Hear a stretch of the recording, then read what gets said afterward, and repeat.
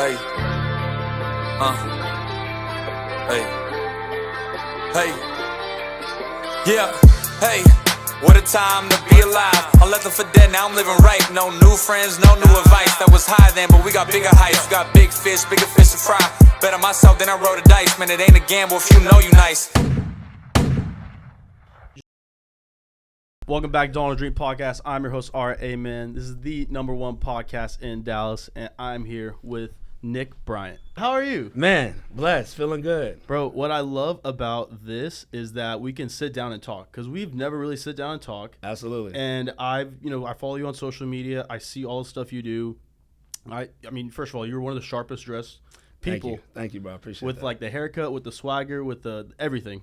And then you have a powerful name, which we were just talking about, last name Bryant. Mm-hmm.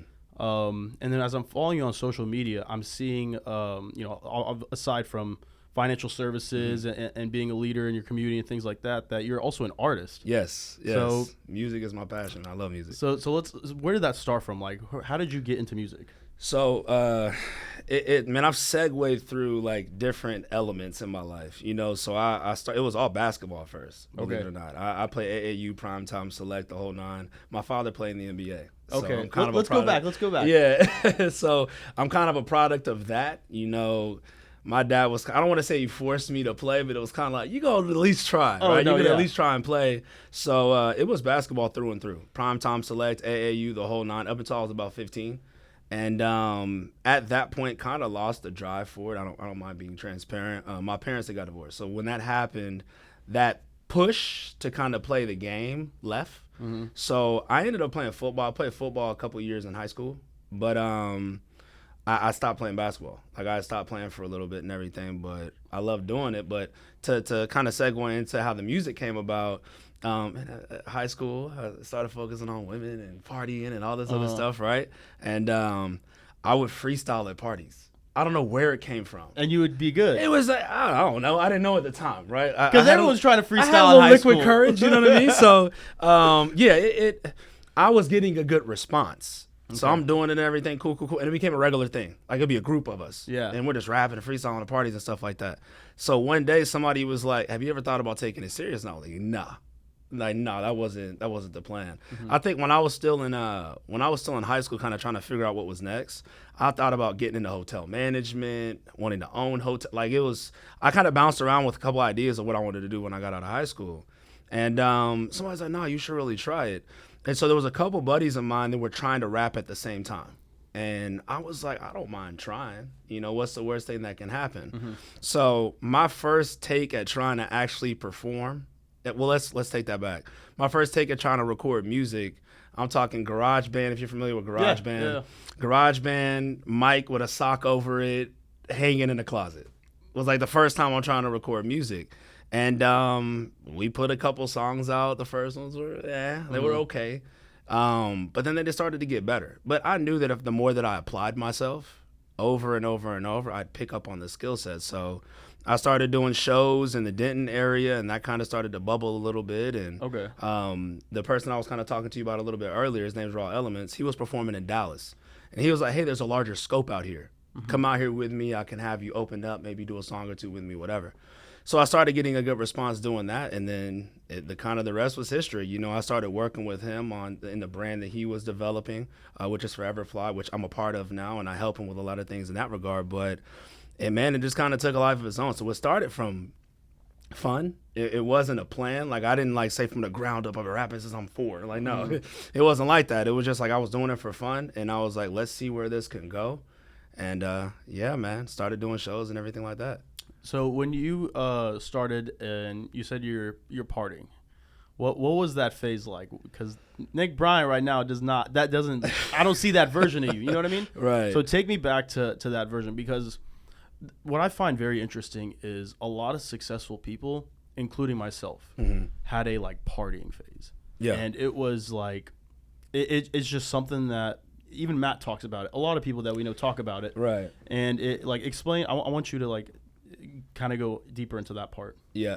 I think, man, you kind of get into we talk about it a lot now. Associations are everything, right? And you can have good ones and you can have bad ones. And I'm not saying it was because of bad associations, because I believe at the end of the day, you got to be responsible for what decisions you make. It doesn't matter who you're around.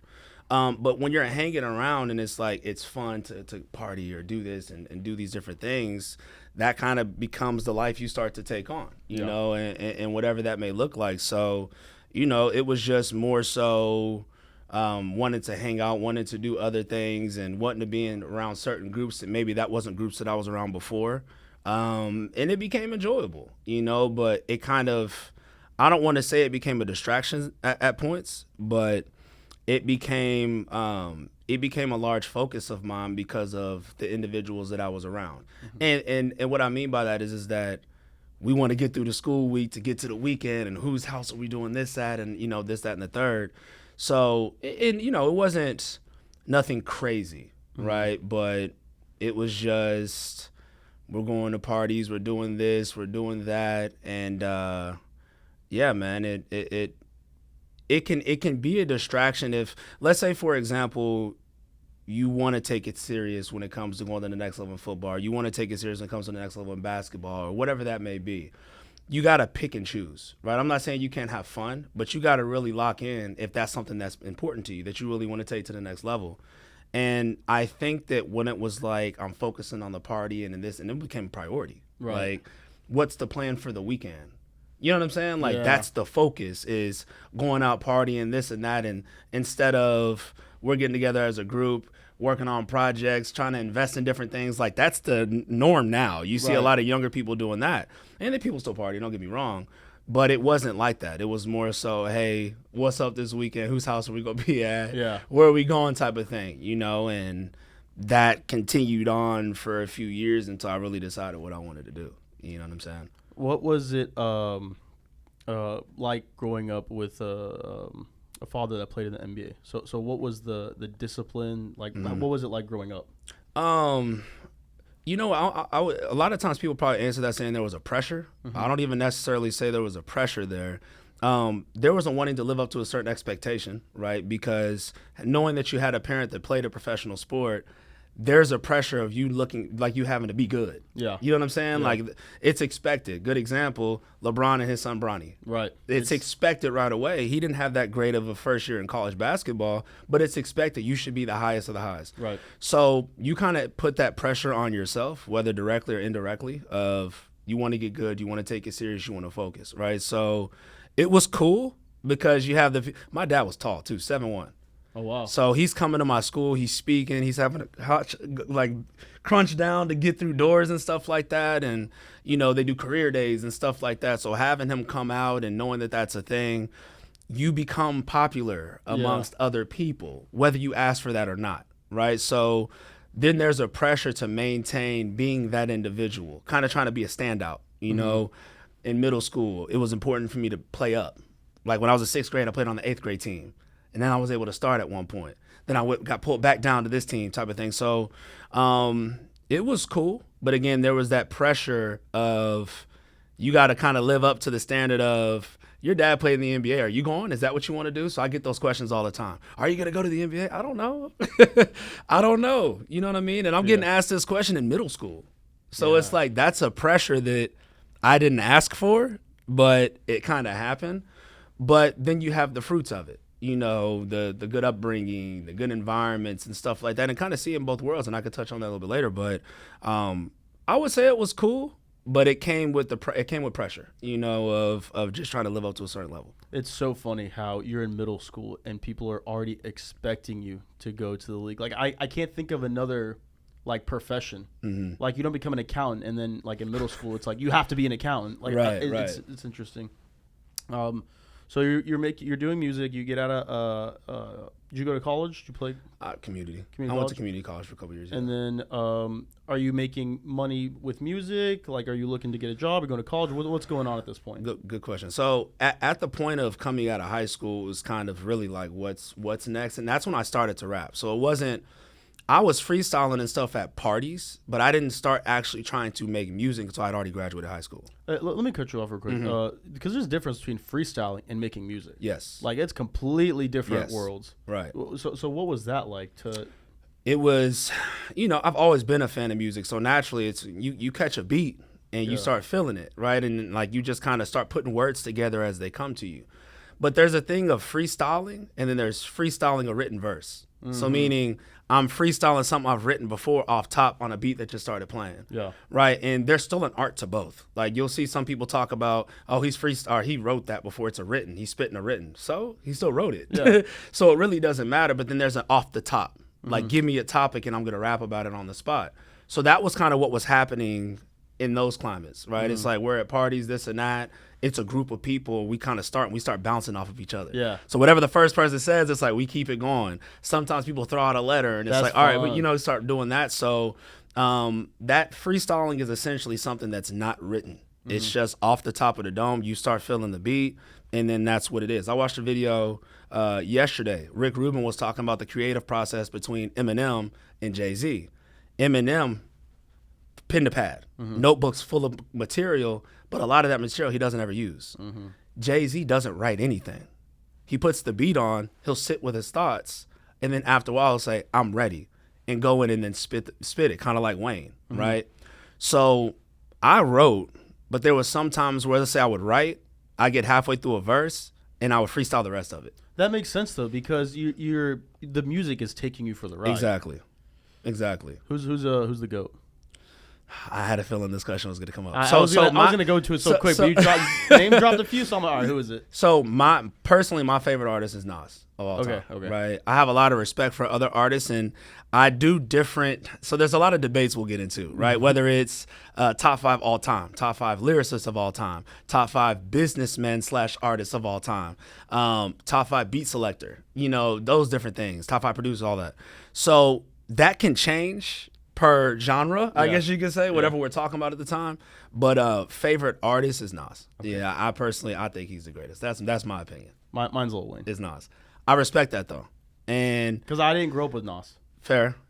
And I had to go back to listen to Nas because technically I didn't really grow up with him either. But I just took a liking to his style, his flow.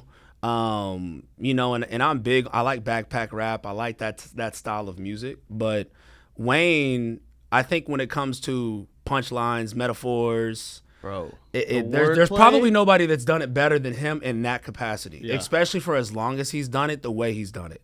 So Wayne is in my top 5 just because of how he's gone about doing things and for how long he's done it. But if somebody says, hey, who's your favorite artist of all time? It's Nas. I got you. And to answer that question. Okay, so let's go back to, wait, how old are you? I'm 32. Okay. 32. 2 years old, 3 years older than me. So we grew up at the same time, basically. Yeah. So you get out and you're going to college, making music. What's going on at this point? So get out of high school, I start going to Collin College in Frisco. Okay. And Same. Didn't really know what to do. I forgot. I even honestly forgot what I was. I think it was business management. Was what I was going to school for. So at that time, I'm rapping and. Then I get a job. I get a job at Capital One. So no. Let me take that back. I was working at Costco at the time, pushing carts, and then I had a buddy that was working at Capital One, and I'm trying to get on because I'm like, I'm done doing this. Like I'm tired every time I leave, so on and so forth. So I don't have the credentials to work at Capital One at that time, right? What they were looking for, but this is a funny story. I'm gonna keep it real. So he actually takes his resume and adds a portion of his resume to mine. Because my resume only had like fast food, retail, that's it, right? So he put some different things on there with call center work, so on and so forth. And I go interview, I get the job, right? I love it. But it looked legit because I performed. I was a good associate, so on and so forth, got promoted a few times and everything like that. But I get the job, I'm working at Capital One. And, I worked at Capital One for 6.5 years. I enjoyed it, but I just really started to feel like I was getting complacent, and it wasn't serving me where I wanted to go, and I knew I didn't want to be there long term.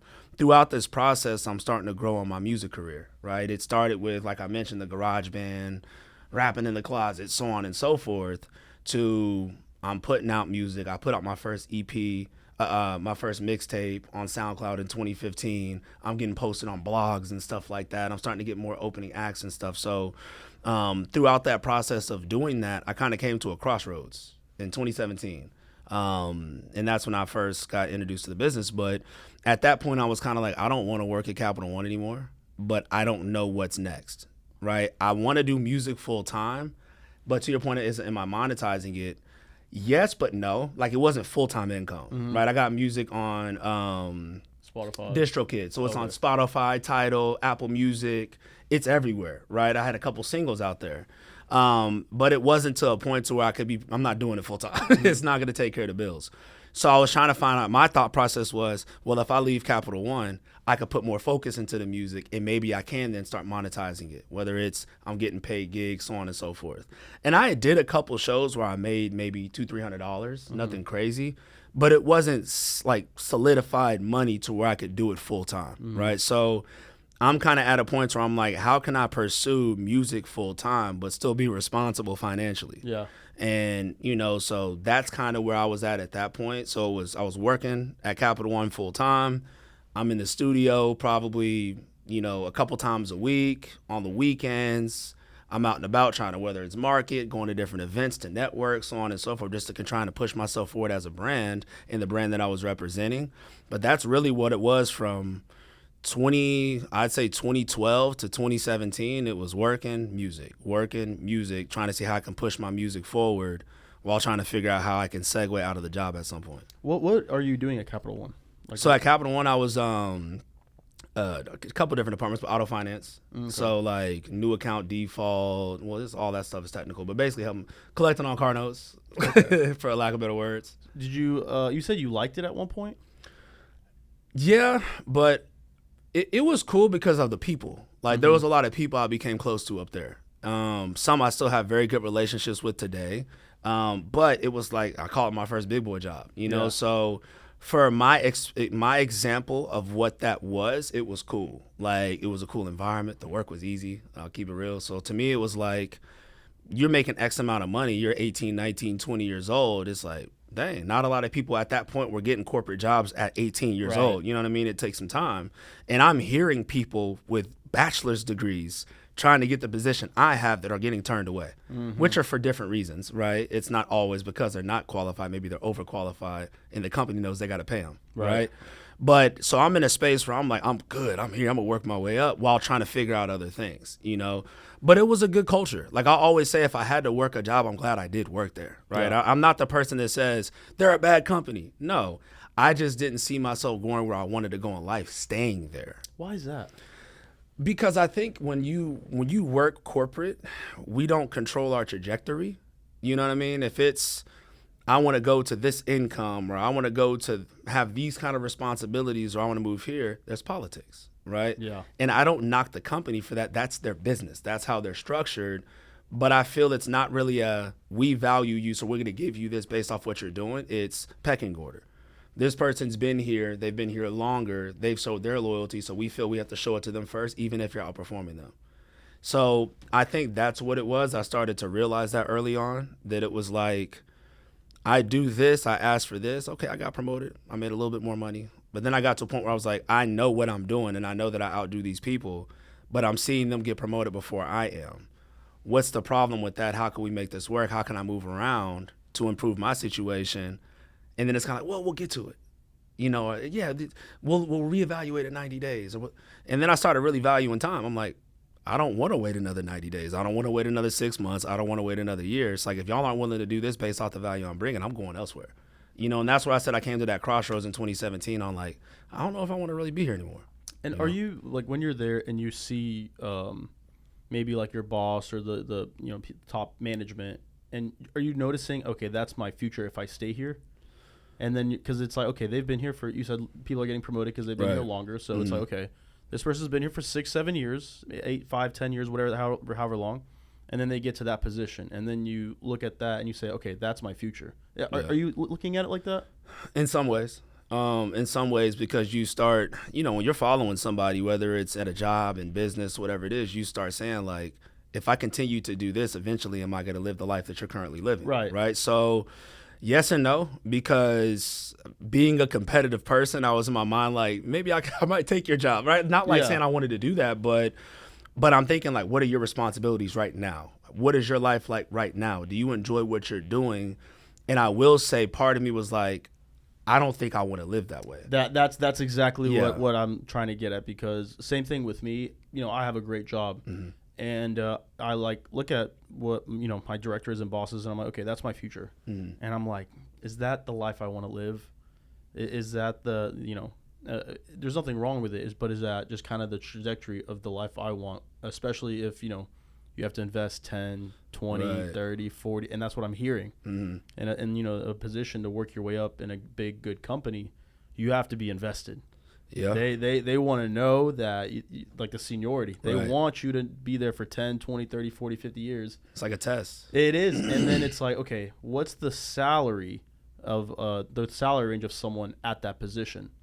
And I was looking at Matt's. He made $250 last month. Something like that, yeah. 250,000 in 1 month. Yeah, that's the cap at most companies. 100%. So that's the. It just depends on what type of life you want to live. Right. And for me, it's like if I'm gonna. I say this a lot of times when I'm talking to people. It's the saying of hard work pays off. We've all heard that very often, right? But it's unfortunate that we know a lot of hardworking people that are lacking. Right. Call it broke, whatever you want to call it, but. If hard work pays off, there's people that are broke. Yeah. You know what I mean? So it's like, no, hard work pays off in the right industry. There you go. Where there's an equal value transfer. I'm doing good service and I'm getting good compensation, right? And you got to pick the right environment for that, right? That's not to say that you can't live a good life working a corporate job, but you're going to bring more money to the company that's going to reflect on your paycheck. Right. And that's just what it is. So to your point, you got to pick the right environment. But I think that some people realize it and want to make changes. Some people realize it but don't want to make changes, although they talk about it. Meaning, I want to do this, I would love to do that. I'm not satisfied here, but yet every day they get up and go do it when they just got done complaining about it. Because the work to change, that's going to take more than them just going and doing what they've been doing. Some people just like to talk.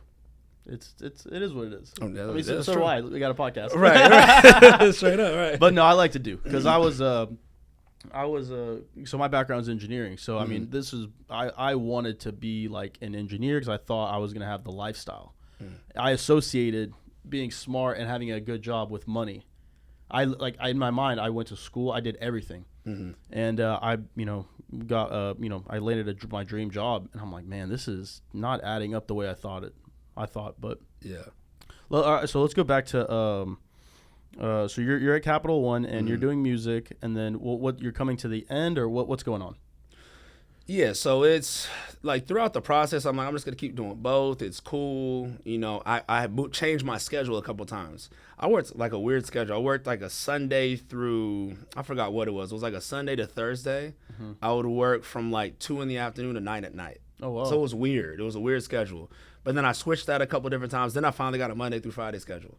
So I was like, all right, cool. I don't have to work weekends. A lot of what I do music-wise is on the weekends. So I just kind of ran with that a little bit. But it got to a point to where I knew that I knew Capital One wasn't a long-term plan to begin with, right? So I just feel like 2017 was that point where it was like, okay, your music is at a place to where you could try and take it to another level, but it's going to take more of your commitment. Yeah. You need more focus in that environment.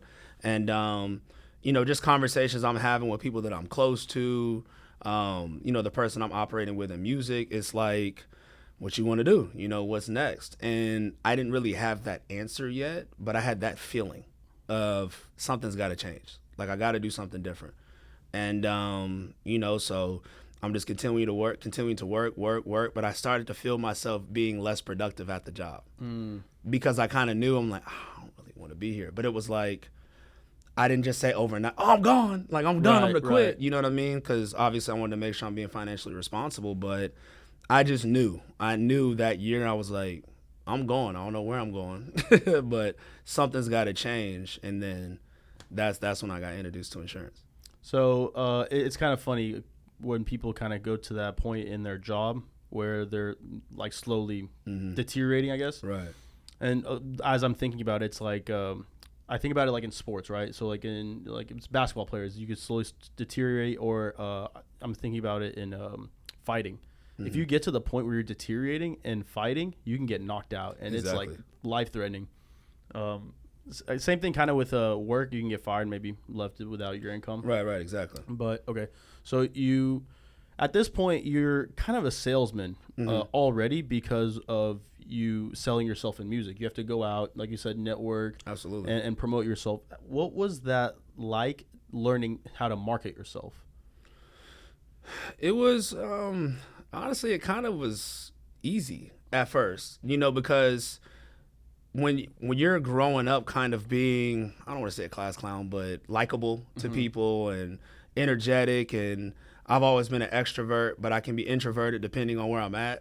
You know what I mean? So I guess the connection part was not too difficult, but then just getting in rooms with people who are really doing what you're trying to do, and having to be like, I got to prove myself, type of thing. Provide value, right? So I had to find a way to be able to separate myself from other people to where I can make people take a liking to me, because everybody's trying to make music at that point, right? The people that I was around anyway. So it's like, what's different from you than this person? Right. And why I should want to follow your journey or listen to your music or buy your merch or whatever it may be, So it was just trying to find myself in music and, the message I wanted to get, how I wanted to tell my story, what I wanted my image to be and that kind of thing. So it was really just being me. Like, I tried to make sure I was being myself at all times. I wasn't going to fake who I was to try and put myself in a different light or see a certain level of success. I'm going to be who I am.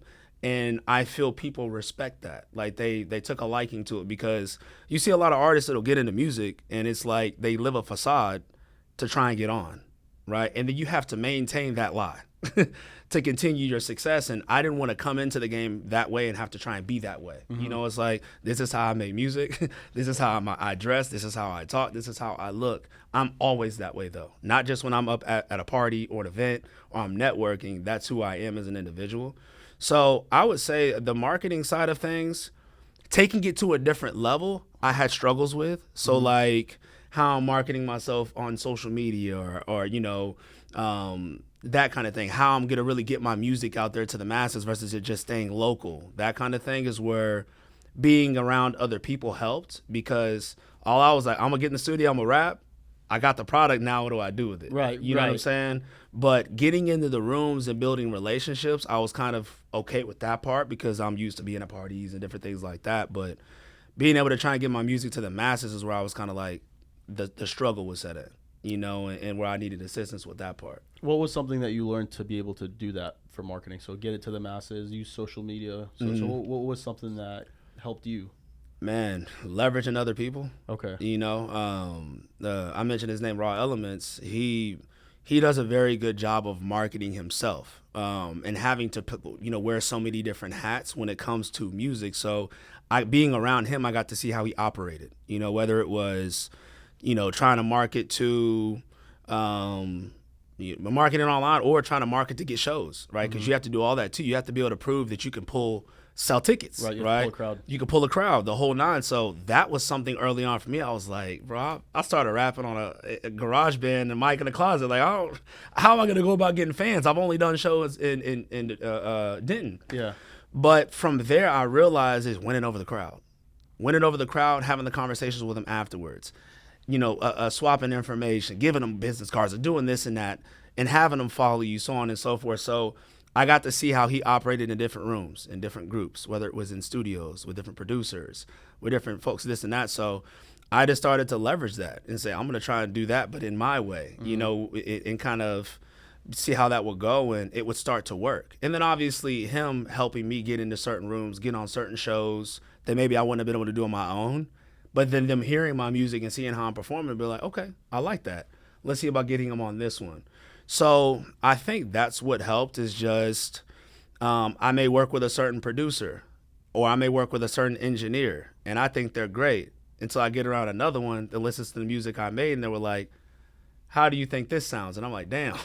Yeah. I didn't realize the difference because I'm learning all this as I go. You don't know what you don't know. You don't know what you don't know, right? And I'm seeing a certain quality that people are respecting, and the quality of music is going up, and, you know, making sure that it's sonically pleasing. So you learn a lot of different things, and obviously it's trial and error, but I think really from the marketing standpoint, man, it was kind of just failing forward. And you said you leveraged. So you have a mentor, said Raw Element?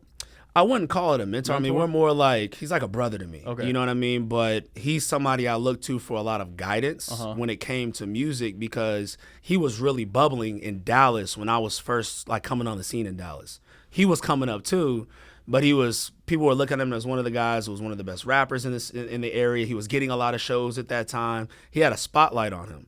So me being around him, not only did it make me have to increase my skill sets, because it's like, if this guy's going to put his neck out there for you, you can't be trash. Right, you know what I right. mean? So he was just helping me in the sense of like, it's got to be more than you just put a song out and post a link on your Facebook and help.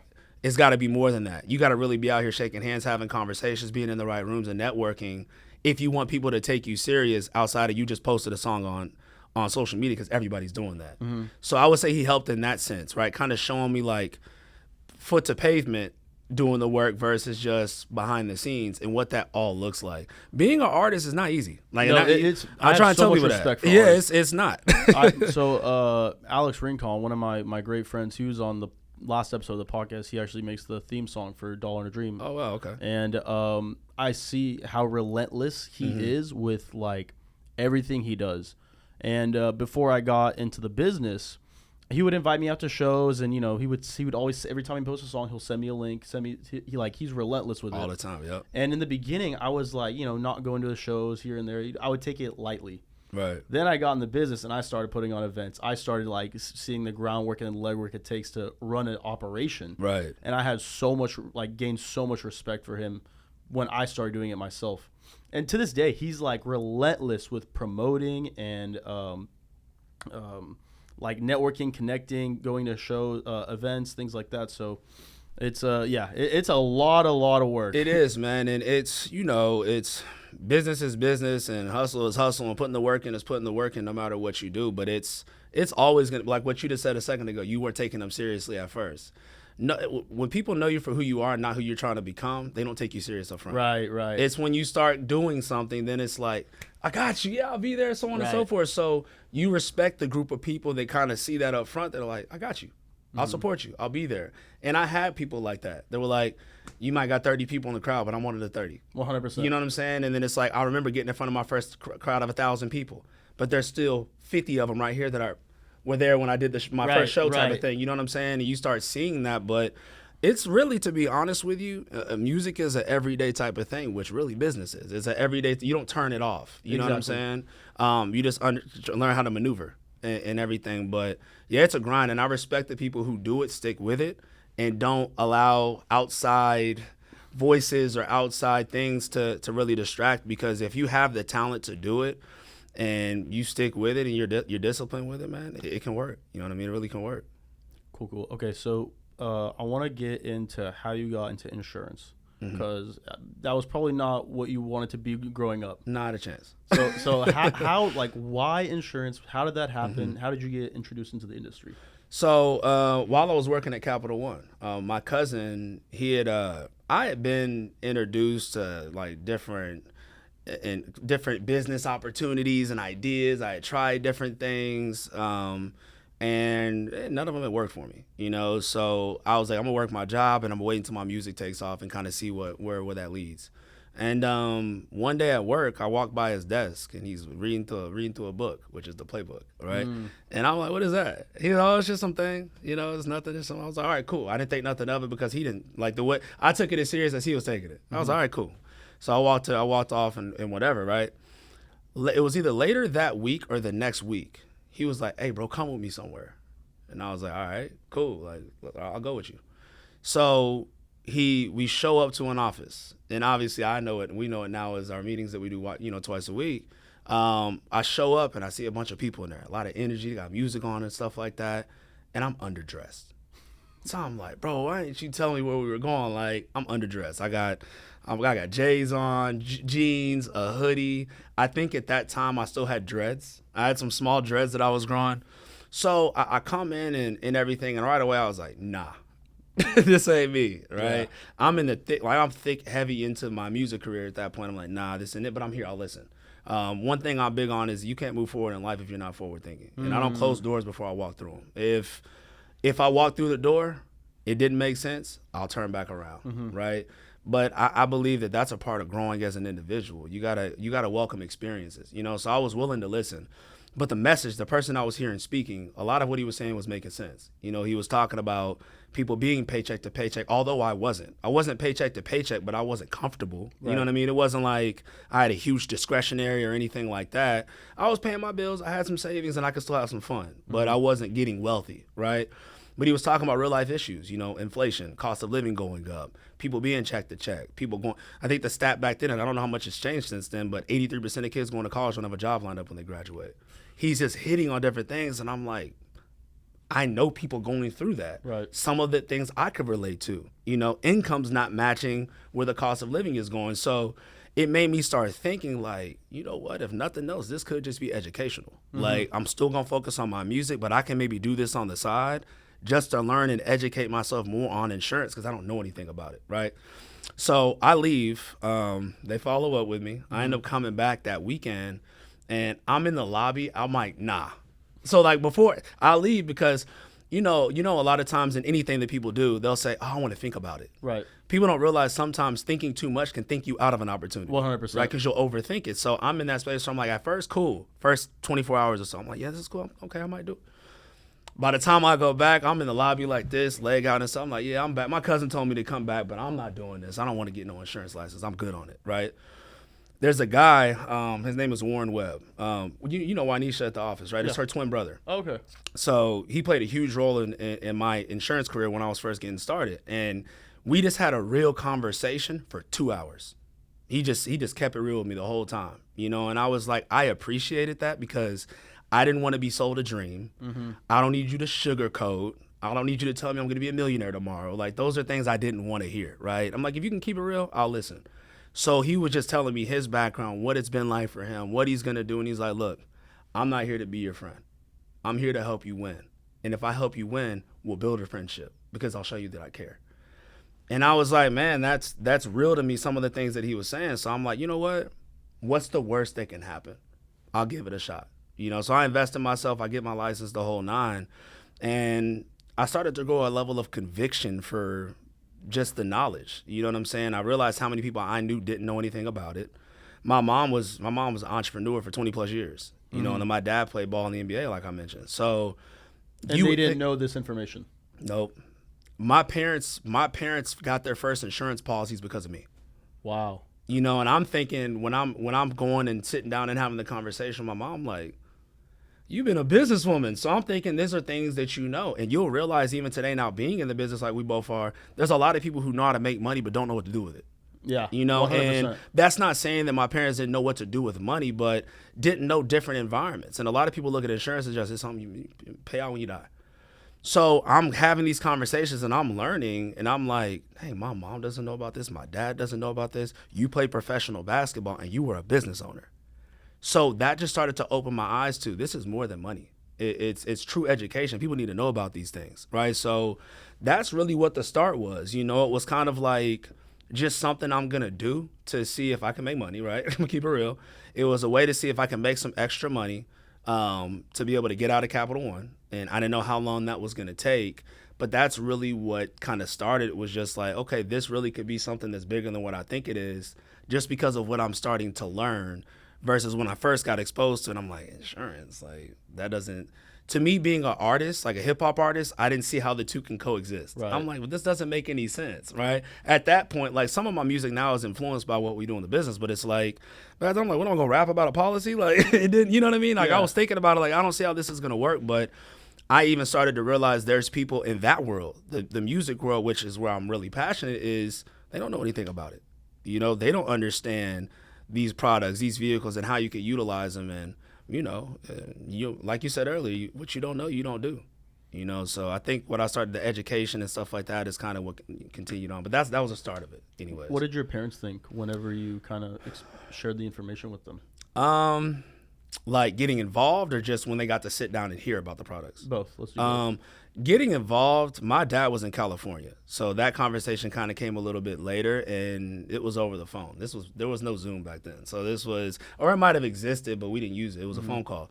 But my mom, when I first told her that I was going to get involved, I had tried investing in myself before and going to different businesses, and I fell on my face, right? So her first thought was, okay. But it wasn't like a okay, like, I don't want you to do it. It was a okay, like, We'll see. right? And her being a business owner, the one thing I appreciated was, it wasn't like I'm going to tell you what to do. It was like, I'm willing to let you learn from whatever you're going to learn from. Because in order to become the person you're going to be, you got to go through that. Right. So it was a sense of, I like that she didn't tell me, no, you shouldn't do that. It was kind of like, okay, we'll see how it goes. My dad didn't really have an opinion about it. You know, he actually, to be honest, was kind of supportive. Like, it was a sense of, when I told him what I was trying to do, it was okay, cool. You know, we have conventions a couple times a year. He actually came to my first one, you know, was real supportive about it. He was there. My uncle was there. But it was kind of just like, hey, that's your thing. If that's what you want to do, cool. You know, so that was the first conversation. But in my mind, I was like, all right, they don't really take me serious. Like, you just trying something cool. Let's see how it goes type of thing. I think my mom became more supportive after she sat down with the individual who was training me and was like, there's really value in these products that I didn't know anything about. And I thought it was just this. And now my mind is being shaped that it's really something different. I can see why you're becoming passionate about what you're doing, because there's a lot of, whether it's certain backgrounds, ethnicities, you know, age, whatever it is, wherever you come from, there are certain people that don't have access to certain resources, right, to be able to get ahead financially. So it's like, she saw the idea of, yes, the saying goes, you can lead a horse to water, but you can't force him to drink it. But you lead enough horses, some of them are going to start drinking. And there's a lot of people that we know that need that level of education that don't have access to it. You could be the person to bring it to them. You know, so as that started to progress and they saw that I was starting to take it more serious, the support came. And what did they think about the products? Like, they got policies. What did that education, how was that encounter with them? Because you said they were, your father's in the NBA, your mom's a business owner, they didn't know about this. So when they learned about it, what was that conversation like?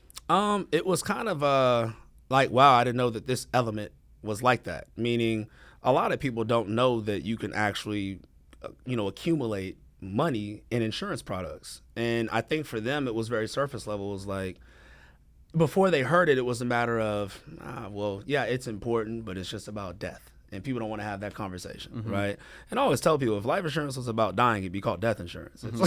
There's a reason why it's called life insurance, right? So I think the element of the benefits that are worked in, you know, within the product that can be utilized while you're living, how you can leverage money in the product, so on and so forth, without getting too technical, they saw that as being something that was worthwhile, right? That could bring value. Then I was like, dang, I didn't know that part. I'll get one for myself now because I see a different side of things. But also, sometimes it's just, if you never have the conversation, how can you place value on something you never talk about? You know, so I don't think it was that they didn't want to have insurance. Some people feel that they're successful enough to be self-insured, so they don't think they need life insurance. You know, so I think that might have been an element too. You got somebody who play ball, and you got somebody who, my mom was in the entertainment business, you know, nightclubs, lounges, jazz lounges, the whole nine. So when you're doing those things, you're not really thinking about, now granted, you know, wills and everything, making sure that your kids are good if something was to happen to you, God forbid, but you're not really just thinking about, as you're coming up, going and getting insurance, unless you're having somebody that's having that conversation with you. So I think they saw a different dynamic of what the products could really do for them after sitting down with the individual who was training me and myself and actually understanding more of how the products work versus just going off of hearsay or what they assume that the products are, if that makes sense. Yeah. And did you dress in suits before? No. So because you pulled up in, you said jeans and a hoodie. Yeah. And then what was that? Explain how you're like growing in the business, right? In the early stages. You know, I think for the first 6 months of being in the business, I wore one suit. I had one suit. It was a silver Perriella suit, and I wore that same suit for 6 months. I had Now, it wasn't a matter of I couldn't have gone and got a different one, but it was the same suit, and I just had different dress shirts I would switch out, different ties. Actually, I'll take that back. It was bow ties. I was doing bow ties and ties. I didn't really tie ties a lot. So it was like I would tie a tie, it would look trash. So I was just going to throw a bow tie on. But people didn't know that, so they're thinking it's like, oh, that's his style. He just likes wearing bow ties. I'm like, no, I can't tie a tie. I'm like, it's because I can't tie a tie like I should, right? So I started learning, like, literally, I'm putting on YouTube videos and learning how to tie a Windsor knot and a full, this, learning all that stuff. And, I wanted to be presentable, right?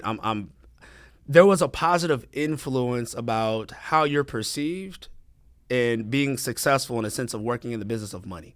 Right. And I understood that if I want people to trust me with finances, people judge. It is what it is. Right. And image is usually the first thing that you're judged on outside of being likable. So I knew that part had to grow. And I like to dress. So I wore suits before, but it wasn't my style, especially being a hip hop artist. So naturally, it was more like I had a certain. Now, here's the thing. I tell people, like, I could still dress before I got into the business. It just wasn't business professional, right? So for me, it was like I started to kind of mesh the two. So outside of when I'm not at the office, I would have on jeans, Jordans, but a blazer. Oh, interesting. Pocket square chain. So I started kind of meshing the two styles together. Yeah. You know what I'm saying? And it was kind of weird how that happens. Then I think back, I'm like, that was just kind of a thing because I'm still going to be who I am and dress how I'm dressing. But it's like that is different for the public eye. So if I'm out and about and somebody's like, dang, dude got the Bread 11s on with a blazer and a gold shit, like that's different, right? So that's intriguing to somebody naturally. And when you talk about marketing, that's marketing. Right. So I became one with who I was being associated with, which was good. And there was a positive influence on image, and how you want to be perceived. So it was a learned skill set when it came to wearing suits and getting them tailored and this and that. And I still remember getting the first suit and not knowing to pull the pockets and, and so when I see people now, there's something like, bro, you got to come here. Let me get you right. So you learn all of those different things. And I wasn't really taught that. I didn't wear a lot of suits growing up and stuff like that. So those are a lot of things I had to learn on my own. And every now and then I wore the nice shirt with the slacks when you would go to football award banquets and stuff when you were a kid. And there was times where I did dress up for games and everything like that, but not in my adult life. You know what I mean? So that part was new to me. I taught myself how to tie a tie, all these other different things. So the suit thing was an interesting thing I had to adapt to. Because I'd wear it for 2 days a week, and I'm like, I'm taking this. I don't want to wear a suit. But it started to become a part of who I am, just because perception is everything. Right. And there was a certain way I wanted to be perceived when it came to how I put myself together. But then past that, it just became what I like to do. Nobody tells me to wear a suit. I just want to wear a suit. I just want to look good, So, but I can also put on a nice shirt with some jeans and some J's too if I want to. You know what I mean? So what was it like? Growing, was it hard to start marketing for insurance or explain how you kind of started growing your business? It was hard. We moved pretty quickly when we got involved, but the reason why I say it was hard is because I tried to separate worlds. So meaning I didn't really want to talk to the people I'm doing music stuff with about insurance, and I didn't really want the insurance people to know a whole lot about what I was doing on the music side. So I tried to keep the two separate. Even using social media platforms, there's certain pages I wouldn't post nothing about insurance on. And it wasn't because I wasn't sold yet or I wasn't a believer. It was like I didn't know how the two would coexist, and I didn't know if it was going to hurt me or if it would help me, and it wasn't until I got to a point where I was like, I don't really care, not like I don't care how I'm being viewed, but if I feel like I'm bringing value, I don't see why that should stop at one group of people. And I would also say, because I think people have this, have this issue as well, where if you post something and it a group, I'd say a particular audience is not going to rock with you, you shouldn't be rocking with them anyways. It's a filtering system. It's all right. You just exited my life. You weren't supposed to be there anyways. Right. Because if you have a vision of where you're going and there's people that don't, support where you're going, that's a distraction. It could be family, it could be friends, whatever it may be, So to your point, you shouldn't feel like you can't market what you believe in because of how others are going to think Yeah. or how others are going to perceive you, you know? So it was difficult starting out until I got to a place of where I was like, I would feel bad if I didn't talk about what I did and somebody actually needed to hear what I had to say. So then it was kind of like, you know what, I'm going to put it out there. I'm not going to force it on anybody, but I'm going to put it out there. And if people need what I got going on, they'll come to me about it. If they don't, they can never say that they didn't see it, type of thing, right? But, you know, it being able to leverage individuals who were training us, so on and so forth, it was helpful because I'm still working 50, 60 hours a week when I first get involved. You're still doing Capital One? I'm still working at Capital One. 50, 60 hours a week doing that. I'm still probably putting 20 plus hours a week into my music. And then, you know, insurance, probably another 10 hours a week. So I had to really start trying to get good with time management, you know, to make sure one area is not taken from the other, but so that I can still be growing in all areas. Because at that point I was like, I still need to maintain my job also. Right. But, you know, being able to segue, because I ended up leaving my job 8 months in to getting into insurance. I went away from that, and then I was like, okay, now I can do this and I can focus on my music.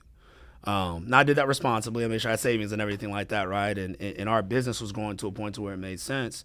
But at that point, like leading up to that, I was like, all right, I'm talking about it. Everybody can get it. I'm talking about it everywhere. I don't care what platform it is, whatever it is, because the conviction set in. You know, to me, it was important. I wanted to help people with it. But at the same time, if there's people that I care about on the music side, why would I keep this information from them? Right. You know what I'm saying? So then at that point, it became easy to market it because I'm like, there's something that they can do with this. Even if they're not getting their license and working with me, they may see the products as they got kids, they got family, they got parents, they got loved ones too that they want to take care of. Everybody sees the reality of GoFundMe on Facebook. We see those things. So why not get that value from somebody that you already know and respect? But if that person is trying to keep it from you, how do you get that information from them, right? So back to your point about how I was going about marketing, I think that's what you had asked. I literally started trying to find creative ways to do it. So it was like I would tell the people that I'm doing insurance with, come to the show. Like come out to one of my shows and so on and so forth. Now the groups are having conversations, they're commingling. Right. So it was easier for it to come up versus me having to bring it up. That's actually really smart. You know, so that was one of the ways to kind of make it opened up. So now a lot of people that are on the music side know the people that I do insurance with because of them coming to shows and supporting, and them coming to events and learning more about what I'm doing in insurance. You're assembling audiences in both careers. Absolutely. So were there people in the music side or the music industry that kind of neglected you or rejected you once you started doing insurance? I don't know if I would say neglected, but I got to kind of take ownership on that one. And the reason why I'll say that is because the first year and a half of me being in insurance and then still doing music, I was doing both pretty well. But then it got to a point to where I started to tilt my focus more towards insurance, and I took a step back from music. So some of the conversations dying down, there not being as much communication, I feel like was on both parties because if I've shifted my focus and I'm not in those same positions, or I'm not having those same conversations, I can understand why maybe there's not as much support or communication because I'm not as engaged as I once was. I got you. Right? And the ones that mattered, I had the conversations with them. Hey, this is what I'm doing for a period of time, right? This is something that's important to me. I got to focus type of thing. And, you know, I don't live life with regrets. You know, I feel like everything that you go through is needed to make you, you know, who you become as an individual. But I do feel like there's ways that I could have done things differently to still continue to push forward what is my passion while now trying to build an insurance business, you know? So I think that there's people who would challenge me in a sense of, why are you putting on music? Why are you I ain't seen you perform in a while, this and that, so on and so forth, right? And in the back of my head, I got to tell myself, like, why not? Why am I not doing that? Didn't you get in this because you wanted to push the music forward, so on and so forth? So I had an internal battle on, like, do I get back invested, or do I do this, or do I do that? And I had conversations with people in the business that were wanting to go play pro ball and build an insurance business and having to kind of pick one or the other. And I told myself I never wanted to be that individual where it was like, I can't still pursue what's important to me and do this, but I felt like that I had to have a temporary sacrifice for permanent success in both areas. Right. You know, and like I said, the people that it mattered to have those conversations with understood that on the music side, and we're still good. We're still locked in. But there's other relationships that I may have had to where it was like, I don't know if I take Nick as serious anymore. Right. Because he's not doing it as much as he once did. Because those people are probably taking it very serious. Exactly. So it's which is understandable. Understandable, you know absolutely. Yeah. And so you kind of mentioned that you said when we got in the business. So you and your wife run the business together. Yes. So can you, how did y'all meet? Like, how did that kind of stem? And were you the one that introduced her and brought her on? And how did that go? Yes. So Jasmine and I met, actually my cousin's, I forgot, it was either his 23rd or his 24th birthday. I got a section for him at a club. We were out, we were having a good time, whatever, right? And his girlfriend at the time, Jasmine, was her best friend. Okay. Right. And it was funny because the first time we met, we didn't like each other at all. Like there wasn't a communication between us. It was just like, nah, we're not rocking with each other. Right. Mm-hmm. But the more that they were around each other and we were kind of around each other, you know, it's conversations would happen, so on and so forth. And we kind of started taking a liking to each other and everything like that. So we would hang out a little bit more, so on and so forth. And, long story short, from that, we ended up having our first child together, right? So we started talking, we got together, had our first child together and everything. And, you know, it was interesting, the dynamic of what led up to the business, right? But yeah, we met through, I guess you could say we met through my cousin and his girlfriend at the time. And through that process of, you know, dating and everything like that, I mean, shoot, talking about that, it's kind of crazy because I think we're coming up on 10 years of being together total. Oh, wow. You know what I mean? Congrats. And to thank you, to think about where it was and to where it is now. But yeah, we met. That's how we met. But when it comes to the business, she was not supportive at first. Okay. You know, and there's reasons to why that's the case. I had tried a couple multi-level marketing companies, you know, and it didn't go well. You know what I mean? And her seeing that when she heard right away that I'm investing in getting a license and stuff like that, she's like, "Why are you spending money?" Mm-hmm. That doesn't make sense. I call Jasmine a Google warrior. What I'm talking about, she was CIA, bro, like Secret Service. We're crazy with it, right? And I was like, look, one thing for me that I've always said is that I'll never live my life based off the opinion of another man or woman. I don't care what other people think or what happened to them, right? I care about people, but everybody has their own experiences. So I told her straight up, I said, look, if you want to come out and learn more about it like I did, cool.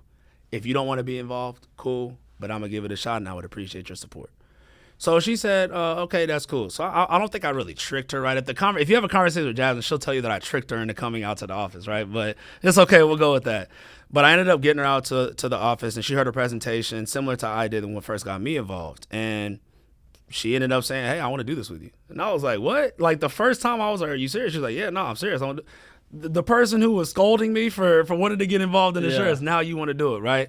So how quickly did she come to the office? Good question. So when I first got started, I want to say it took her probably like 3-4 days. Okay, so it wasn't long. It was quick. It was quick, right? And I appreciated that. I didn't have to beg and plead. It was like, all right, I'll come, right? I left out a lot of details, but And y'all were married at this point? No. Oh, y'all weren't married? Okay. We were just dating. Okay. We were just dating at that point. So she came out, heard the message, and was like, yeah, I'll do it with you. Cool, right? So at that point, now we're doing it together, part-time, so on and so forth.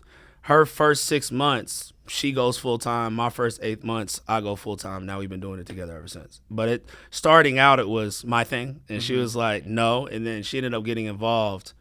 And then, we started building it together. So what happened to your relationship as it like along with the business? Like you and your wife run a business together. So, right. So this is y'all's first time probably running a business 100%. And then also doing it together. Right. So what was that like? It definitely had its challenges, but fun. It started out with very fun, learning each other's strengths, skill sets, how we're going to go about it, and being able to take on something new together was cool, right? Because, a lot of people say you don't work with your other, you support us. Completely disagree. And I disagree with that too, but, that's the norm. Is people say, you can't have a working relationship and be able to see success, which is another story. But, being able to come up in the business together was cool because you can process things as a group. You can get better as a unit, and for us, it was cool because we got to show our daughter at the time was 1.5, right? She'll be 9 this year. At that time, she's getting to be around us at the office and seeing us grow and seeing us read books. That's one thing I can appreciate. My level of personal development went through the roof when I got into insurance.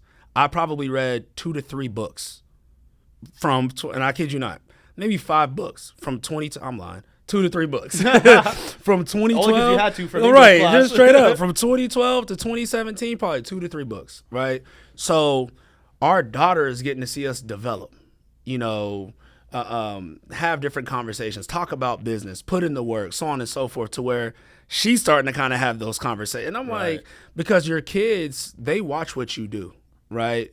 Whether it's you work, you don't work, you lazy, you ambitious, they see it and they model themselves after it, right? So for us, it was important to be able to show her at that point, look, the rewards in life take risk. We're taking on something new. We're having her be around it, though. We're not shielding that from her. You know what I'm saying? So we're coming up, we're building it together, and we're falling on our face. We're seeing some success, we're falling on our face, and, just kind of having fun with the journey and everything like that. And, just started out trying to figure things out. We both were doing it very part-time. And then at one point we were like, you want to do this full-time? Yep.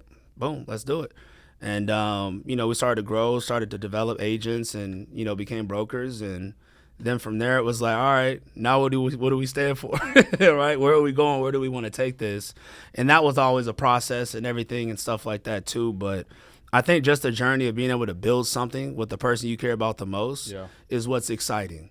That's not always going to be beautiful, right? You're going to have your struggles and your successes, but I think being able to build something together that you can see go from here and continue to grow and blossom into something that's going to be beautiful when it's all said and done, we've enjoyed that process of being able to work together, What's some of the personal development things that went through the roof? Like what were you doing, and then what were the results of it? So like reading, so I hated reading growing up. Yeah, I like English class. I hated English class. Yeah, because I actually didn't mind English. Every English teacher I had, we just always beefed. It was just not a good relationships with them. That's how I was with math. Math? Okay, man, math. I was not good at math at all. I wanted to avoid math. So how you felt about English is how I felt about math. You know. But, at first, I was a big audiobook person. Mm-hmm. Like, I didn't know audiobooks were a thing. So to read, I thought you had to sit down with the book. Mm-hmm. That's why I didn't want to do it. Before I understood what it meant to read, I was like, I don't got time for that. Right. That was my thought, right? On the outside looking in, why do I want to sit down and read a book? I can be doing something better with my time. That was my thought. But then I started to realize as I started to read books, we ask for certain mentors or wanted to live a certain life or wanted to have certain skill sets. I don't think people understand that the game you seek is in books. Literally. They tell you exactly what they did, how they overcame the adversities, the objections, the obstacles, how they went through losing a business, regaining a business, scaling a business. And we want to find ways around that instead of just becoming one with reading, one with personal development, right? And somebody told me something at one point to where we hear it all the time now, but they said you can never out-earn your identity. And at first when I heard that, I was like, I knew what they meant, but I didn't really know how to process it. I was like, what do you mean by that exactly, right? And then somebody was like, think about people who hit the lottery. There's a reason why people who hit the lottery usually end up going broke. 100%. Because there's no amount of money you can give to somebody who doesn't know what to do with it. Or if someone has that identity and that income and they lose it, they get it right back. Exactly. You know what I'm saying? So I understood that I wanted to continue growing in life, and I started to feel that from the first couple books I was consuming. Things started to stick with me because I'm highlighting, I'm going back to it, I'm this and that. And then I started reading one book and I would do an audio book, right? And then there's certain audiobooks that I would take on to improve certain areas of my life as an individual, so I started to really realize that there was areas I wanted to grow that literally reading was helping. But before I didn't see it as that. I was like, oh, I got to read to take a test to pass a test at school or something. That was what I thought of reading, right? Then I was like, okay, no, this is actually, it can really lead you somewhere. So for me, it was that. I was big on podcasts, motivational videos and stuff like that. I started putting videos on in the car versus listening to music, you know, and that's weird for somebody like me who's an artist. Right. You know what I'm saying? So I still play music, don't get me wrong. But hearing people constantly affirm things that you're fighting for, you know, was good. It was feeding me in that mentality to be able to say, hey, I can go channel this into what I do day in and day out. Or maybe I'm having a bad day. I can put that on and it puts me right back in a good mode versus something that usually would keep me mad for 3-4 days. So for me, personal development, man, it became, I had to make it my own. I feel like everybody's level of personal development is different. And I feel like people got to personal develop at their own pace and they got to do it in their own way. But I feel like it's important in order for you to grow as an individual, right? So reading, I won't say I hated reading like you said you did, but I wasn't the biggest fan because I thought it was a time waster until I started to realize what it could really do for you as an individual and how you could literally build the life you want to build by simply reading books. Right. You know, so it was a good mixture of that and videos and stuff like that. Did that answer the question? Yeah. Okay, cool. So I was gonna say, so you and your wife are running the business. Y'all both went full time. Y'all were able to make a, you know, have a nice life. What was that I guess tipping point where it's like, okay, we're all in, we're making money? Like how did you scale? So, you know, and this I feel is good for anybody that is going into business or let's say, for example, you're trying to segue. So maybe I'm working full time. I want to go into business for myself, whatever it may be, right? I do believe there is such a thing as doing that prematurely. And I'll speak on what I mean by that, right? So for us, we're growing, we're seeing good things happen. We're having months where what we make in the business is similar to what we make outside of the business. So you get a taste of that, right? And it's like, okay, if I could put more time here, I could double that. Like that's the thought process, right? So then it was like, okay, I need to take the time away from over here to really start pushing this forward. But now we're having people that are relying upon us, right? That we're helping coach, develop, provide mentorship, guidance as we're still being poured into. So we felt like there was a certain level of we're needed, right? We have to go do different things. So that's where we started to kind of transition and phase out of our jobs. But here's where the problem can happen. If you don't do what got you to where you're at, and well, let me take that back. If you don't continue doing what got you to where you are at a certain point, after you get there, you can fall, right? And you can start having situations go back in a different direction. So for us, we've had some ebbs and flows in our business, right? And some is being a product of our environment, and some of it is just personally things that we didn't bounce back from fast enough. Maybe we didn't develop fast enough, or we didn't have certain disciplines in place to make sure that we continue to grow, right? And everybody's story is different, you know. But for us, there was a transition phase where things were great, but then we went through a phase where business took a hit, you know, and it was kind of like reading helped because I felt like there was certain things that I heard, okay, dang, this person went through this in business school, we'll be fine. We can process it together too. But there were certain elements of, I'm still my first 8, 9 months, 10 months, a year in business. This is new to me, right? So the bounce back was a little bit slower because I didn't address certain things as fast as I could have, right? And this is me just being transparent, you know? So taking extreme ownership, you know what I'm saying? Because we're having a good time and we're building and we're growing, but certain things that we did, we weren't continuing to do. And our business was taking a hit for it, right? And I think that anybody's going to go through shortcomings in business, right? You're going to have those situations to where you fall. But if you don't correct certain things, it's going to continue to happen. Yeah. And that was kind of happening with us. You know, as we were going through our business, we were killing it. Things are great. Boom, we'll take a hit. Killing it. Things are great. Boom, we take a hit because we've been doing this for a while, right? And that can kind of put you in a mind space to where it's like you forget who you are. Meaning, you know you're a killer. You know you can be successful. You know what to do, but you can kind of forget those things because of the downfalls, right? And not bouncing. Gotta kill consistently. You know what I'm saying? Like you got to be that person consistently. But when you start doing it, forgetting that. Like stop. Like don't think about when you took the fall. Think about where you're at now because you can only control what you can control in the moment. You can't go back to that person.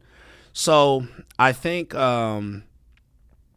Where I was going with that was I think that there will be a certain level of success that we could have had at certain points in our business if we had the ability to kind of channel that energy and bounce back faster, if that makes sense. So what was something that you did what like system or change did you do to make sure that you were being a killer consistently? Because I mean, that's kind of where I'm at. I'll be transparent. Mm-hmm. We have ups and downs. Like we are doing great numbers 1 month, 2 months, then it's like, okay, now we're not doing the same thing that got us there. And it's like, how did you help with that? Well, I'll give you what I felt like what the issue was and what I would say my mindset is now. Sometimes when you start winning in business, you can celebrate too long, and we would see some success and see some things, and then I'm going to call it what it is, kind of lag off a little bit, not go as hard as we were to get that recognition or to get that feeling or to make that income or to see that certain success, right? And that can set you back. You may not realize it in the moment, but it could really set you back. So I think what I started to realize is that when you see a certain level of success or you get a certain recognition or a certain thing takes place, you double down. Yeah. You double down on that feeling so you can keep feeling it, right? Because the saying, we hear it all the time. You do it once, you got lucky. You do it twice, it was a coincidence. You do it 3 times, you know what you're doing. And there were times with 1, 2. 1, 2, right? 1, 2, right. 1, 2. You know what I'm saying? To your point, a couple months. And then it's like, I'm the guy. Like, I'm the one. You know what I mean? And you really are, though. But it's continue to be that person, right? Because the finish line is you're not there yet. Right. So I think that's what shifted. And for us, it was getting around different individuals, having different conversations and having different people pour into us. Because we've moved around and did a couple different things when it comes to insurance. We've been in different environments, so on and so forth. And, our environment now, I think you mentioned, Matt's income and stuff like that. We're in a good environment. We're around good people, good examples. You know what I'm saying? And I think the thing I can appreciate most is that I had to unlearn and relearn a lot of things at this phase in my career, and where we're going to be in the next 2, 3, 4, 5 years, I'm very excited about because I know who I am today. Our income is up. We've doubled our income since, a year ago. But there's certain things that I used to do that I no longer do. And I didn't kill those bad habits fast enough before. And I think that's why I went through the ebb and flow. So I'm not saying that may be your situation because I see you operate, right? You're a hardworking guy. But I think it's just if you feel that in your words, I think it's just a matter of knowing I know what it felt like to get here. I don't want to lose that feeling. Right. So I got to double down on what I did to get there because I'm better than that. You know what I'm saying? Like that was just where I was at. I'm going to a whole nother level. I've already shown that I can do this. Right. So let me not be proud of. I don't want to say not be proud. Let me not get too excited about where I'm at. Paranoid. Exactly. Be paranoid about where I can go versus excited about what I'm doing, if that makes sense. What was something that you killed? You said you killed some things, and like specifically, what were like 1 or 2 things that you killed that you like? I'm not doing this anymore, and that made a huge impact in your business. Negative associations. Okay. That was a huge one. That's huge. That's huge. Inside and outside of the business. Negative associations because you are who you associate with, right? So you can start feeding yourself a lot of what you're hearing, and it can distract you. So for me, it was I'm hearing certain things being said over and over, and the worst time to hear things like that is when you're at a low. And that's why the saying is never be too high on the highs, never be too low on the lows, right? Because if somebody catches you at a bad moment, they're going to continue to pull you this way, especially if that's where they're at in their life. So if you're being fed negative energy, you start living with negative energy. So I think I had to kill certain associations. And sometimes you got to kill associations for a period of time. And sometimes you got to kill them for good. So a lot of mine were for a period of time, but there was some that needed to be killed for good. For me to get to another level. That doesn't mean that doesn't mean I wish ill will on whoever those people may be. But I knew that I was at a place where it was like, I feel like I'm going to continue to go through this if I don't change that. I got you. Right, to really become, who I believe I can come. So that was one of them. But other than that, it was habits. Being consistent in the habits that I bring into my life. And not letting myself fall back, into the old way of doing things. But I would say top of the list was the associations. What's next for the Bryants? Man, so I mentioned to you earlier when we got back on before we got on air that music is something that I kind of put to the side for a good amount of time. So I got music coming this year. I'm excited about that. Of course, Jasmine and I, where we're going with our brand, we're excited about what we're going to do this year in business. We have a big vision. We have a big vision for what we want to accomplish. What's the vision? Man, so we want to have 10,000 licensed agents by 2029. And for us, it was because of what we want to do inside and outside of the business. I want to help 10 people become millionaires, and know that I had a direct impact on that, And our organization is Eminent By Design. And we came up with that name. We were at a sales convention, which internally we know the name, but we do a sales convention once a year. And we were just having a conversation with each other and thinking about words and what we stand for, right? So Eminent By Design, for us, it was, we feel you were designed by God to be powerful in whatever lane you set foot in, right? So whether that be me in music, whether it be in insurance, whether it be in whatever it is, you were designed to be powerful in whatever that may be. And we want to be that segue in people's lives. So if somebody says, hey, I want to go do this in my life, you have the power to do that. We want to help you do that, right? So that's the vision, man, is really just being able to inspire and empower people to do whatever they wanted to do, maybe quicker than they saw themselves doing it, and just being able to say we were a part of that. We know people may not be with us forever, you know what I'm saying, and want to build an insurance forever, whatever it may be, but being able to say we know we help people accomplish things or get a step closer to their dreams is the vision that we have, not only for ourselves and for others. You hear the term get thrown around a lot, kingmaker, queenmaker, right? I love that too. I really like that, so just knowing that the impact that we've had on other people is with them for the rest of their life and whatever they go and do. It's so much cooler to be a kingmaker than a king. It is. It's so much cooler. So I would say that's the vision. Obviously, I still have aspirations to get my respect in the music world. That's never something that's going to leave me. I still have that passion that's there because, I feel like I got it. You know what I mean? I feel like I'm good in that angle too. So I still have the aspirations of putting out that album that gets that recognition, getting that single out there that people are like, dang, he did that. Because I know there's a lot of people who think I still can't do that. And I have to, for myself, just being a competitive person, you know what I mean? So I'm fired up right I'm now. excited about that part, man. And that's because I know that it's something that's never left me, you know? So definitely, still putting music out there and gaining, in some aspects regaining, but gaining that respect and notoriety just as a creative, because I love to create, and that's something that's never going to leave me. Do you, I think you might have mentioned this a little bit, but in your music, do you talk about insurance and finances and because hip hop talks a lot about money. Yes. So yes. This is a perfect way to kind of blend the two. Mm-hmm. Do you do that? So I put out a song called Intentions, and this was either, I think it was 2018, 2019. And it's on all the platforms like we mentioned, but you can kind of see the impact that being in insurance had on that song. I got you. Because it was the first one I did after getting involved with insurance. So some of the things that I was talking about in the song were influenced by what I was starting to learn in the insurance world, or just learning about finances in general. So yes, a lot of the music and stuff that I'll be putting out now, you hear people reference this a lot too, especially people that are a fan of music and a fan of insurance. Nipsey Hussle. Yeah. $1 million life insurance on my flesh, you know what I mean? So there's a certain level of influence that what we do in business is gonna have on my music, because that's who I am. Right. I'm not changing one person when I get on a microphone to who I am in business. So it's gonna be influenced by it, but it's because it's a part of my story. It's because it's who I am as an individual. But at the same time, I know I have an audience, right? And it's a way for me to be able to still educate while telling my story on a larger scale. So 100% is going to impact the music that comes out. Absolutely. Do you plan on having events, seminars / shows?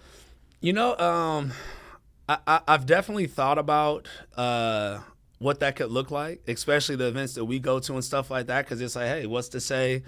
We bring the knowledge and the education, and it ends with a concert. That's one of my visions. So 100%, I could see something like that happen. I'd be lying if I said that's been put into play, but I could definitely see there being a lot of value there, and it's still being able to meet both my passions I'm being able to pursue and push forward. So yeah, I think that could be something that would end up happening, and I think that it would be cool.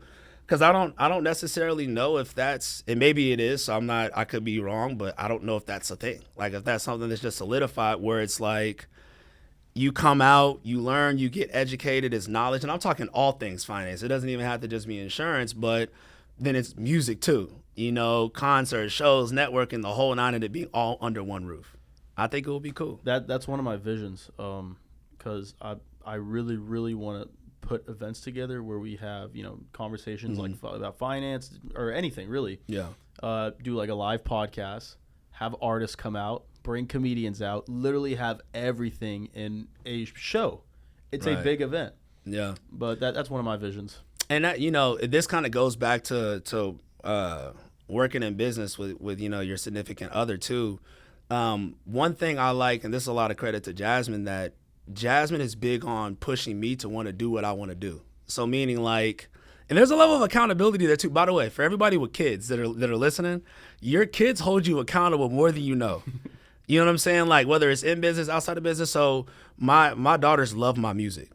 So the other day we were playing it in the car, and my oldest was like, "It's been too long. You need to put a song out." Dang. And I'm like, ugh. Yeah. I'm like, but it's true, you know. But at She's the same to time, the same song. right? She's like, "Damn, I've been listening to this song for 4 years, bro. Can we, you know?" But at the same time, it's cool because that just goes to show that it's not just about me. Yeah. You know what I'm saying? It's not just about me when it comes to music. It's not just about me when I'm building a business. There's other people that care about those things that were like, no, my wife is a huge fan of my music, right? So what I was saying and giving her credit was a sense of like, no, you need to put music out. Like that was the thing that you love to do. You shouldn't turn your back on it, you know, so on and so forth. And that's a way that we're able to empower each other. But hearing you talk about doing events and stuff like that, it made me think about that because literally this is a conversation probably a couple weeks ago. My daughter's like, that's one of my favorite songs.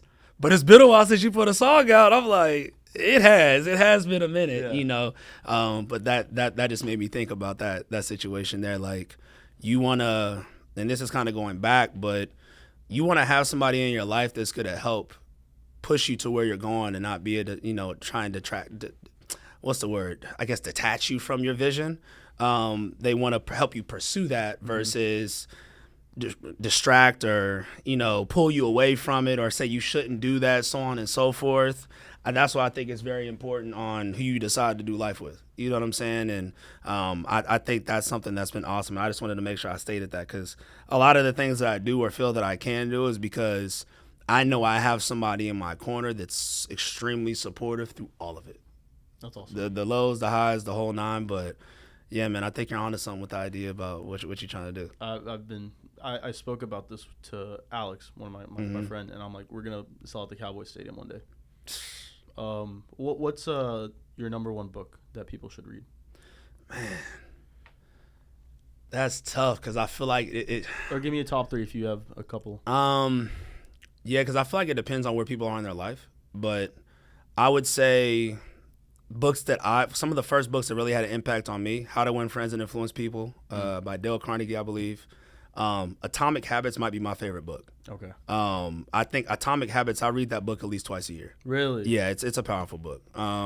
If you're somebody who wants to truly change habits and change them for good, I say read that book. And if you have an issue with how you bring new habits into your life and get rid of old ones, read that book. Atomic Habits is phenomenal. I need to reread it. A third one, especially if you're in a place of leadership or whether you're leading, this could be in a job, a business, whatever it is, but if you're leading people, 21 Irrefutable Laws of Leadership by John Maxwell. Yeah. That book is amazing. It's I think that's the blueprint to leadership, to be honest with you. But you read that book as a leader, you're gonna be told about yourself a lot while you're reading that book. You can realize a lot of things that you can improve on, but I think that's necessary. So I would say there's tons that I could give, but I would say How to Win Friends and Influence People. I think it's good for anybody that's trying to get into business or you're dealing with people in general, sales, whatever it is. That's a good book. Atomic Habits, and for some reason the author is leaving me on Atomic Habits, but I keep wanting to say James Clear, but I don't know if that's the artist's name. And then the last one I would say is 21 Irrefutable Laws of Leadership by John Maxwell. Really any John Maxwell book, right. But those are probably three that I would throw out there that have really done a lot for me. What are you obsessed with right now? Man, self-mastery. Okay. You know, just really seeing how I can push myself to truly becoming the best version of me, because I don't think I've scratched the surface. And I think I withhold a lot of potential that I haven't fully let out yet. So I would say that. obviously continuing to grow as a father and a husband. But yeah, I would say self-mastery, man. I have a lot of proving myself right to do. When a lot of times people ask me, what you're doing, what you're doing, who do you do it for? And it's a given to say my kids, my wife, right, and all of that, right? And those are 100% the reasons, but I have to prove me right.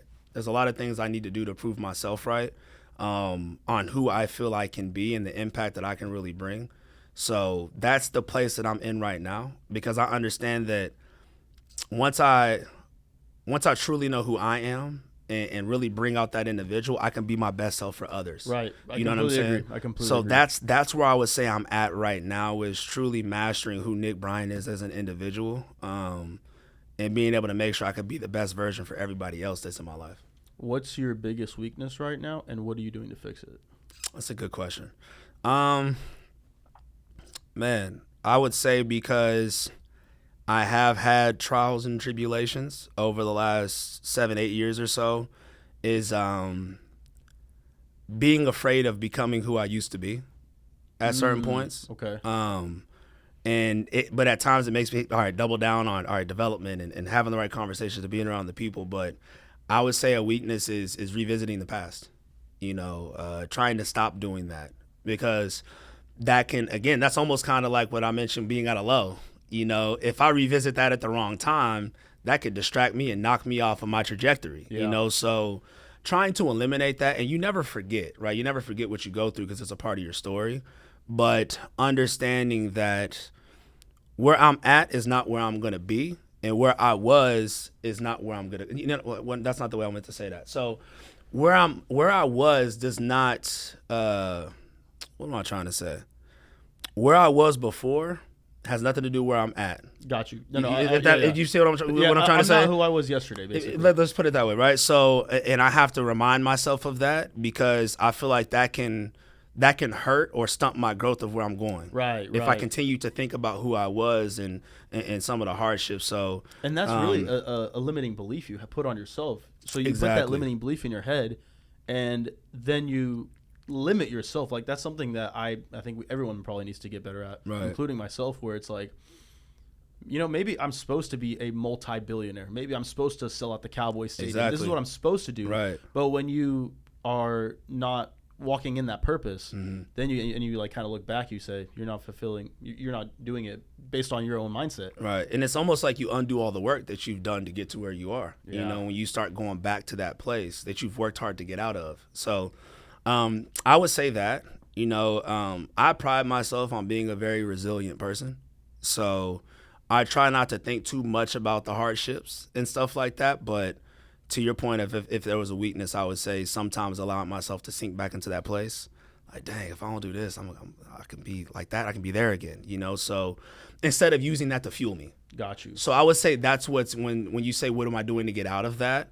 I think about where I was at and who I am as a person, and knowing, let's get it. Yeah. Like, this is where we're really going to go now, because you do got a lot of value to bring, and this is really who you want to be, and this is who you can be, and stuff like that, man. And yeah, just winning at the highest levels. I know it's going to take understanding where you came from, but not letting that deter you from where you're going.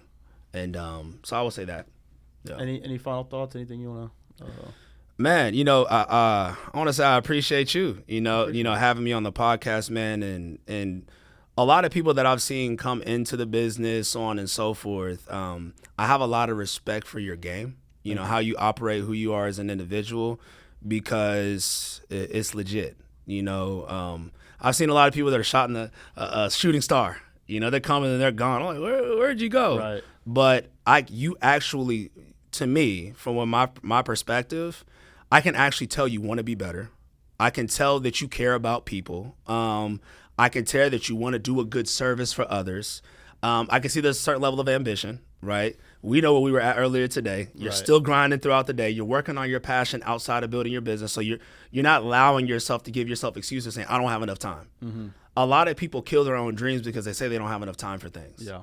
And I say you got to work your job. You got to do those different things, so on and so forth. But you can't let what you feel you have to do keep you from doing what you want to do. Right. You know what I'm saying? So I wanted to say I commend you on that because, man, there's a lot of people that want to do podcasts and want to do this and want to do that, but just watching you from afar and watching you on your social media and stuff like that, even when you're out here out and about walking up to people with mics and stuff, man, I could tell you're really passionate about this.